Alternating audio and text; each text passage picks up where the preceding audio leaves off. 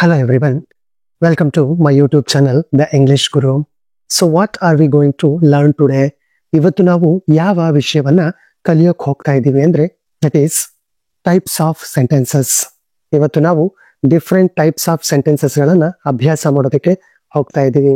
So English language ಅಲ್ಲಿ daily life ಅಲ್ಲಿ ನಾವು ಬಹಳಷ್ಟು ವಾಕ್ಯಗಳನ್ನ ಯೂಸ್ ಮಾಡ್ತೀವಿ.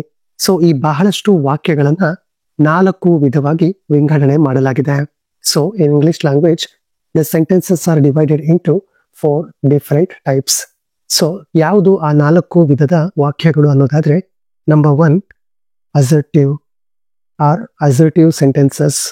Number 2 interrogative or interrogative sentences.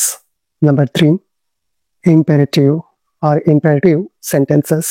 Number 4 exclamatory or exclamatory sentences.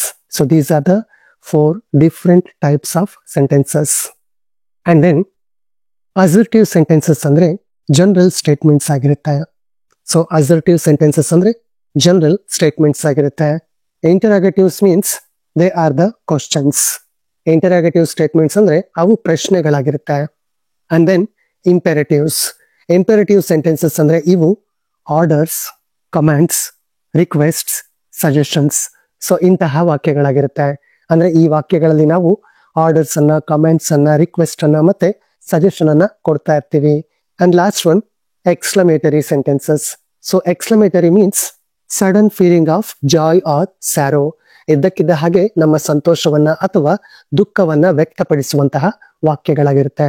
So these are the 4 different types of sentences in English.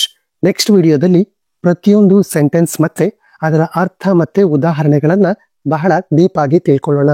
ಈಗ ಈ video ನಿಮಗೆ ಇಷ್ಟ ಆಗಿದ್ರೆ ವಿಡಿಯೋಗೆ ಒಂದು ಲೈಕ್ ನೀಡಿ ಮತ್ತು ಇಂಗ್ಲಿಷ್ ಭಾಷೆಯನ್ನ ಕಲಿಯೋ ಆಸಕ್ತಿ ಇರೋರಿಗೆ ಈ ವಿಡಿಯೋವನ್ನ ಮಿಸ್ ಮಾಡದೆ ಶೇರ್ ಮಾಡಿ ಮತ್ತು ಇಂತಹ ಇನ್ನಷ್ಟು ವಿಡಿಯೋಗಳಿಗಾಗಿ ನನ್ನ ಯೂಟ್ಯೂಬ್ ಚಾನಲ್ ದ ಇಂಗ್ಲಿಷ್ ಗುರುನ ಮಿಸ್ ಮಾಡದೆ ಸಬ್ಸ್ಕ್ರೈಬ್ ಮಾಡಿ. Thank you.